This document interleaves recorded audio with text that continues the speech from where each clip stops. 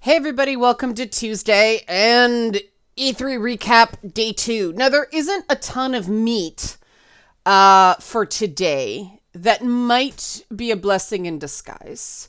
I think the biggest news from today is Resident Evil Village additional DLC content officially happening by popular demand. It was just like this one little line in the Capcom presentation. It was a very understated Japanese reaction, but we are getting more Lady Dimitrescu. So that's probably one of the more exciting things to come out of yesterday. If you want to stop watching now, I won't blame you. If you like this sort of stuff, help support this channel. Become a monthly patron. Patreon.com/LeannaK. Streaming seems to be sort of decimating YouTube content this week, which is fine. But it seems the overall vibe of this year's E3 is it's just kind of meh. The indie games showcase was 15 minutes long. Now, it was not a CalArts cavalcade, CalArts art style cavalcade. Yay. Unlike so many things in the PC game show. But, 15 minutes, really? And it just seems to be everything this year is pay to play. So, people just can't afford to be involved. I don't know. I'm just guessing here. I don't know for sure. But there's a distinct lack of inspiration in the production. With all the money they're throwing at the screen, they might want to hire some more content producers to actually make this stuff come together in a more cohesive way. This grind floor show format they're doing is kind of exhausting, and I don't think it's working. It's temporary. Probably by next year it'll be the live thing again, and so everybody will maybe settle down, but I don't know. They may have shit the bed so bad this year that this will hurt them going forward. But what looked interesting yesterday, the Ace Attorney prequel looked very cute. I had, Toy Soldiers HD written down, Bio Interstellar Arc, and Extra Galactica from the indie showcase. I saw an ad for a game called The Airborne Kingdom that looked kind of interesting. There's another game with like cows fighting flying saucers, Moo something, that people seem pretty jazzed about. And people were trying to explain the different Monster Hunter games for me. But the highlight of yesterday for me was the conversation that we had on Twitch between the Indie Game Showcase and Capcom. And we actually just talked for like an hour and a half, maybe longer. It was longer than that because the whole stream was like 3.5 hours long. We just talked about stuff. And it was really good. It was an exchange of ideas, an exchange of perspectives. And that's the sort of thing that maybe E3 should be doing. Maybe they should be having panel shows instead of a really sad diversity of inclusion panel. Maybe you should get some opinionated people just talking to each other and actually have it go on long enough that stuff gets resolved. Maybe. That takes content producers to happen. That involves spending some money. But it's possible. And I mean, I do think that the breakout success of Lady Dimitrescu is a real watershed moment in gaming. It is breaking some of this no boobs allowed thing that we're coming out of. We had, some interesting discussions about the hoop earrings in the, what the fuck is that Bethesda game, Redfall or something like that? I don't know. But the character fighting vampires and giant hoop earrings, they were trying to be culture, I guess, but people take out the hoop earrings before they're going to do anything even remotely physical, because that shit hurts, right? That shit can get torn out. But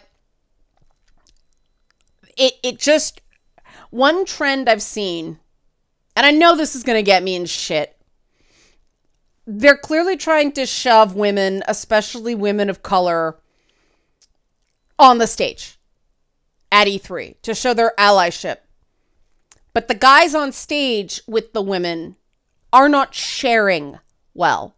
I kept pointing out in, the grind show yesterday, you had that girl, I missed it, it was Jessica, something like that. She's in this gorgeous blue dress and these super cute pink heels. She looked great. She looks so uncomfortable. And I'm like, oh my God, get that girl a jacket. If she's not comfortable in the outfit, she's not comfortable in the outfit. And part of it is she looked great. And the guys next to her were wearing baggy jeans and, sneakers and t-shirts and bomber jackets, right? I know that's the look, but it just seemed odd. And if she was rocking it, like, she would have blown them off the stage. It was the discomfort that a lot of people in chat were remarking on. Compare that to the PC game show where Frankie and Mika, they just blow that other dude off the stage. I don't even care what the dude's name is. He's an editor of some kind. He probably organizes a show. That's great. You've got this really great talent. They're great hosts. They're great at the reads. Step aside.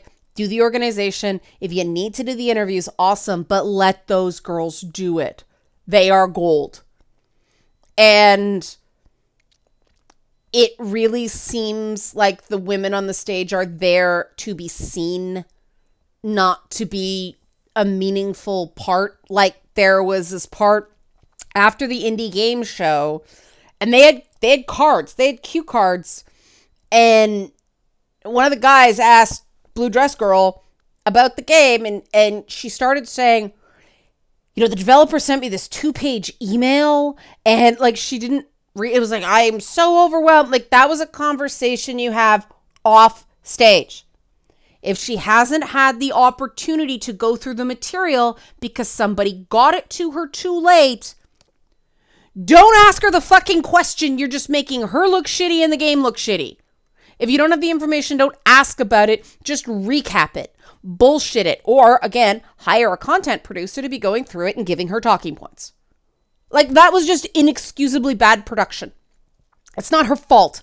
I've been in that situation before where I've said, like, look, I'm not prepared on this question. And they asked me, and it's like, I handled it better, but holy shit. Like, this stuff is just, the TV producer in me is just, you don't put your talent into a position where they look unnecessarily bad. It's just so undermining and frustrating, completely avoidable as well. Talent should not be crunching material day of. They have their performance to worry about. They have their grooming to worry about. They have their prep. That stuff should be in a week in advance. Yes, there are stragglers. But there is no reason a member of the crew couldn't gone through that 2-page email and got her bullet points that she could have read during the presentation so that she was prepared. What the fuck is that? These on-air people clearly need more production support if this is what they're going to do. It's copying a big show without actually being a big show, and it's incredibly frustrating. This is, in a lot of cases, the only industry content that some people watch all year, and it is Bush League. It is so, like, Farm Team. It's not even funny. My production values aren't super fancy, expensive sets or anything like that. You may have just noticed I have my Twitch thing on instead of something popped up there, but at least I'm prepared with my content. I know what I'm talking about. I come with the knowledge I need to do my job. And I don't have the assets. Now, I'm sure we barely got the show together because of COVID. Last year, that would have been an excuse. This year, you knew it was coming. No excuse. No excuse. They obviously knew they would have to do something. This year, they got all the sets built. They had all that lead time. I know getting people to submit stuff is a scramble, but it was a 15-minute indie showcase. Come on. And I know I'm belaboring this, but this is sort of the tangible details that if you've got sort of an analytical eye, speak to stuff going on behind the scenes. And what my message is, what my takeaway from this is, based on the conversation we had between stuff and the breakout of Lady Dimitrescu and all that stuff, is that gamers, rank and file gamers, are more sincerely concerned and serious about implementing diversity than the people lecturing them about it are. It was nice to see that. I joked that in the Capcom esports packet, there were more black people in that than I guarantee you'll see in the rest of E3 combined. And I don't know why there's that concentration in fighting game esports, especially Street Fighter, but there is. So why not include that more if you're interested in diversity? Instead of shoving people out on stage, a square peg in a round hole where they look noticeably uncomfortable, why don't you just do coverage of the areas that are more diverse or differently populated, right? Somebody pointed out that there was some backlash to some social justice stuff. I'm not gonna repeat any of it. And it's weird because those chats were moderated and some questionable stuff still slipped through. Mainly involving like trans activism stuff. I was sitting there going, and then someone pointed out that it was an ongoing thing, that people are just spamming the chat with basically concern trolley stuff. It's a backlash. I understand it. People are not, and we were sort of in agreement that we understand the emotional reasons that people would have a backlash, but it does make it less welcoming for people that are sensitive to that stuff. And we had some really good conversations between the two presentations yesterday about those sort of sensitivities and how one person's legitimate sensitivities can rub up against somebody else's in a negative way. But if you unpack it and use empathy, you can come to a really good place. And that's basically what we did for 2 hours between shows. And that's the kind of stuff that has to happen. But that means saying stuff that's temporarily uncomfortable, right? There's no shortcut to that. And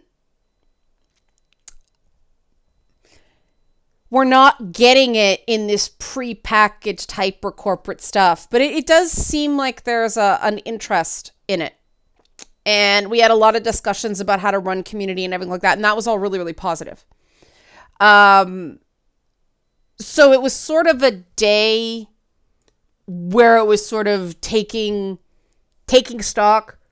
I still the 3 games I'm most stoked for are Rabbids Mario. I love that first game.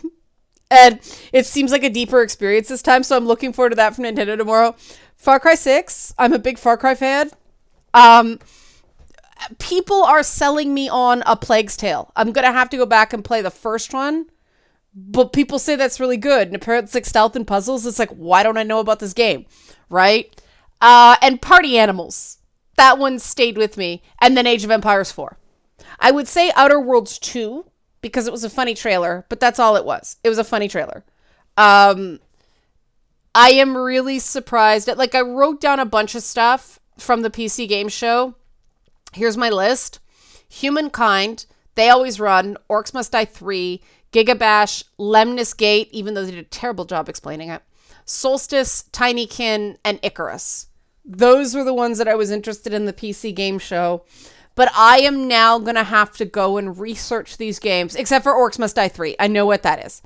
But I am going to have to go and research these games because they did such a piss poor job of explaining what these games are. They were overlong packages that were developer interviews that were surprisingly uninformative. And if developers are paying to have their stuff included, The PC Game Show should be helping them craft packages so they land well. Lemnis Gate especially seems like a very interesting concept that was not well explained. The only way to show how that game works is to actually take you through a round. I looked into it. It's a very cool concept. I am curious about it. But they did a terrible job of explaining. It was muddled and messy, and I think actually gave people the wrong sense of what it was, because they showed this whole trailer, and then it's an interesting turn-based time loopy thing. It's one of those things that once you know, it's like Among Us. You play it and you kind of get the gist, but somebody tries to explain it to you and you're like, I don't get it. Yeah, it's been a really phone-in year. And I think that more than the properties on offer is what has led to this sense of whelm bordering on really disappointing. The presentation, the packaging is not giving these games their due because it's just so samey. At one point during the PC Game Show on Sunday, I actually yelled, if I see one more fucker chop down another fucking tree, I'm gonna fucking puke. That's how repetitive it was. I've had some conversations with people about Xbox. I know a lot of people think that Xbox is the presentation to beat. I disagree. I actually think Capcom is the presentation to beat because it was short, sweet, it was colorful, it was well produced, it got in, it got out fast, and they told you exactly what they were going to deliver, and then they delivered it. With a little bit of, they didn't say they were going to touch on Reverse. I didn't know what Resident Evil Reverse was before this. I just saw it downloaded with Village. I was like, oh, now I know what it is now. But we got what we wanted, which is Village DLC, right? It's going to be a while, but we know it's coming. All right, fine, great. Here's the issue I had with Xbox, okay? They should have started with Redfall. I keep forgetting that's the name of the game because I keep confusing it with Redwall, and it's like, no, it's not little mouse guys. It's chicken, hoop earrings, and an afro fighting vampires. They should have started with that because that is an exclusive new IP coming exclusively to Xbox. It's a console exclusive, right? They should have started there. Starfield, not enough there. And starting with Todd Howard, who cares? Mr. Don't You Have Phones? No. No. We don't care about the people. We care about the games. The problem with Xbox's 30 games, 27 of which are available on Game Pass, is that that's entering choice paralysis territory. It's too many options. If you want to give people the sense of there's all this choice if you get a Game Pass subscription, do little montages of the games, and you can do little pieces of it to break up the longer presentations. But if it's just volume, there are better ways to do it than backloading a whole bunch of very samey trailers at the end of it that don't do the games any service. I would have meteor shit with Starfield. What is it? How is it not Fallout in space? Let's face it, it's going to be Fallout in space. But, delve into that. Tell us a bit about it. Focus on Redfall. Focus on Halo. Halo Infinite looks pretty good. But have those be your tent poles. And intersperse that with the games available on games. And Forza Horizon. Forza Horizon, it's a technical showpiece. It always is. It's my favorite of the Forza franchises, I admit. But even that, people are like, wow, that really killed the flow that I talked to. I thought the technology was really impressive, but people were so damn bored by that point, they weren't taking it in. It was a little too long, too. But I have that.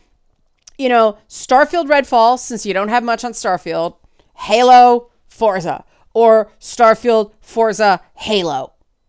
I felt legitimately excited about the Halo presentation, and I didn't think I would. I thought I was pretty burned out, but I admit Basic Becky and Master Chief going on Star Trek 3, The Search for Cortana, that is something I can actually get behind and I'm actually interested in, provided it's not only 6 hours long, right? I'll need at least 12 to really feel like it's worth buying a Halo game. But, an Age of Empires 4. But I recognize, even though I like that game, you could do that in 2 minutes. Show me a really brief trailer. Okay, I get it. I don't need to know. I know what it is. I'm an Age of Empires fan. I want to play it. 30 to 90 seconds every game done. The shorter, the better. And then stick to your tentpoles. That way you're showing the variety of games on offer, but you're still only giving people a manageable amount of choice. So when it comes to recalling, what did I see in this presentation, they're not so overwhelmed with data that they come up as a void, which is where I was at the end of the Xbox presentation. And that has nothing to do with the quality of games on offer. There's a lot of good stuff there. The presentation did not service the games on offer. And that's a failure of marketing. And I say this as somebody who wants every game that is good to do well and not get kneecapped by the fact that Xbox doesn't know how to fill an hour without losing people's attention spans. They should know how to do this by now. There were parts of that Xbox presentation that felt more like a shareholders briefing than a to the public, let's get hyped event, right? And that's a mistake. So right now to me, I got to give it to Capcom. Just short and sweet, simple Lady D, boom. I know that sounds counterintuitive, but sometimes less is more. It's all about meeting expectations, but it's today with Nintendo and Bandai Namco. If Nintendo does a great Breath of the Wild 2 presentation, or Bandai Namco does a really great deep dive into what Elden Ring is, they could take it. They could take it just based on sheer hype, based on people being able to recognize and understand what this stuff is and get excited about it. So we'll see. It's still sort of low bar for them to beat, obviously, but they could do it. I'm curious. If you had told me going in that Elden Ring could take it, I would have been like, what?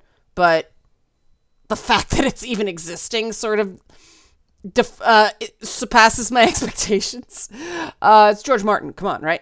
But yeah, we'll see. I will do a brief recap on Wednesday as well as Wellness Wednesday tomorrow. So see you there. You know what's coming now. Help support this channel. Become a monthly patron. Patreon.com/LeannaK. Thanks for watching.